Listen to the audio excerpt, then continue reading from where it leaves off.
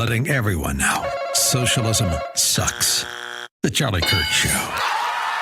Blake, why don't you just riff on what we just talked about, Dr. Oz? Because, again, this is a domestic issue. This election is going to be domestically decided on domestic issues. What's up, Jack? We do have breaking.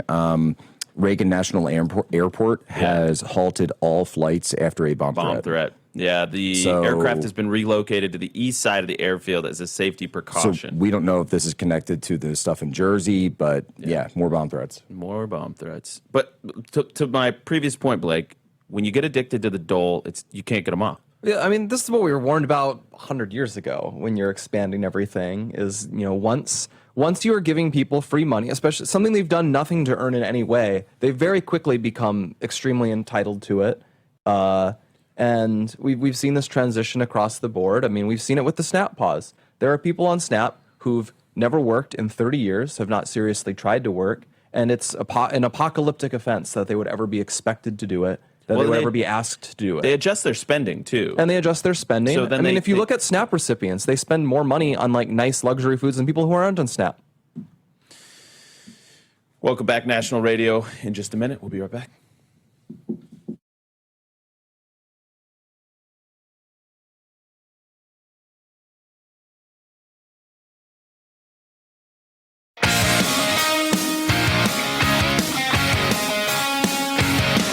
Really quickly, I want to tell you about Alan Jackson. Missed it in the last segment. Wanted to make more time for Dr. Oz. We're honored to be partnering with Alan Jackson Ministries, and today I want to point you to their podcast. It's called Culture and Christianity, the Alan Jackson Podcast. You can get it wherever you get your podcast, YouTube, Spotify, all those places.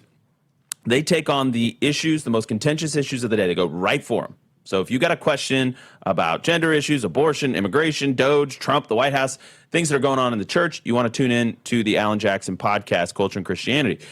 His guests have incredible expertise, powerful testimony. They take biblical values and they apply them to everyday, real-life situations.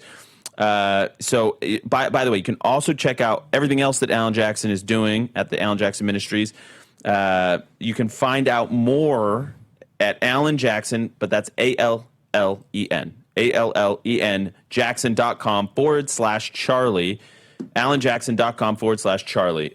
Great dude, great guy, great pastor, doing a lot of good work. Okay, I want to play this clip really quick because we got a lot of elections going on. But again, this is an election season that will be determined by domestic issues. Play cut 55.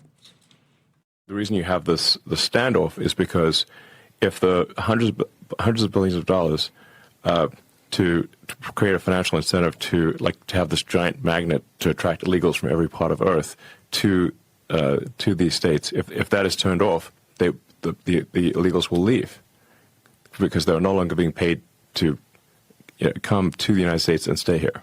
Wow. And then they will lose a lot of voters. So this is why I played this clip. It's because this is a fundamental dynamic that you're seeing play out between left-wing messaging, right-wing messaging. This is not about common sense or logic. It's about emotions. It's not ideology. No, this is not ideology. This is about you're mean and you're trying to hurt people and take their health care away. And the Republicans are saying there's illegals on it. We can't afford it. Well, and Blake, we definitely use that line. So Blake was on assignment yesterday, but he had given us this line in the group chat yesterday, and we used it. The gimme grins. And it's just very clear. This is the gimme grins.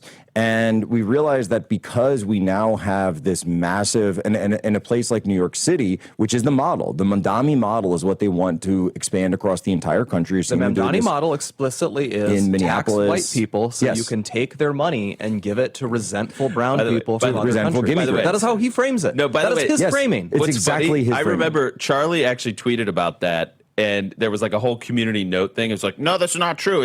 It's white people and richer neighborhoods. It wasn't just about, but it was like in his platform, his policy platform to say tax whiter and richer neighborhoods. I just want this piece of crap shipped back to Uganda so badly. Well, I mean, is this real? He's got his paperwork. There's this clip of Jay Jones. Yes. They're saying that about the dog. Are you seeing this? I'm having the team. Are you seeing this thing? That's about he almost kicked a dog. Well, I mean, we know how he feels about children. So. No, this is interesting. Yeah, Jay Jones just attempted to kick a dog outside a Virginia polling station. You're supposed to kiss babies and pet dogs when you're a politician. Like, what That's is he the even doing? basic- We have the Well, we clip already know loading. what he wants to do with babies. So Yeah.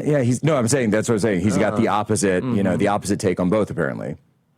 But there's that great clip from Tin Cup. I like the movie Tin Cup. It's Kevin Costner. It's a golf movie. Charlie hated golf, but he and I disagreed on that. But there's this moment where Isn't that like he's a talking about rom-com? what's that? You a rom-com guy, Andrew? You big rom-com I guy? don't know if I'm a rom-com guy, but I like Tin Cup. So check it out. So no, it's a golf movie. Anyway, It's a rom-com. Basically, the villain in Tin Cup, like they say, he hates dogs. Only bad people hate dogs. Wait, that's the Jack Good as it gets too, right? All right, here it is. Jack Nicholson. 178. May he rest. May he rest. And may he wake up tonight when you get this swing. Goodbye, Red. Say bye-bye. See you soon. Why did he just... So for people on the audio side, I mean he looks like he's about to kick the dog. He swings his. I mean, Blake, what's your take? You're always like Mr. Skeptic. What's your take on this? That was a weird halfsy kick, but it's just a weird thing to do. it's just it's a voter's dog. It's not his maybe dog. he wanted to pet it with his foot.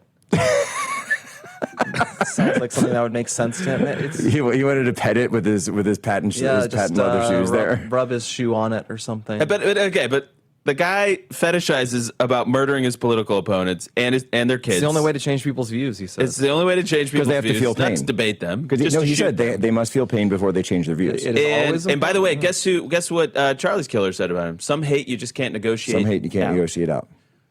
Sounds weirdly similar. And then here's Jay Jones, who's campaigning to be the top cop in Virginia, the Commonwealth, and he just randomly, instinctively tries to kick a dog.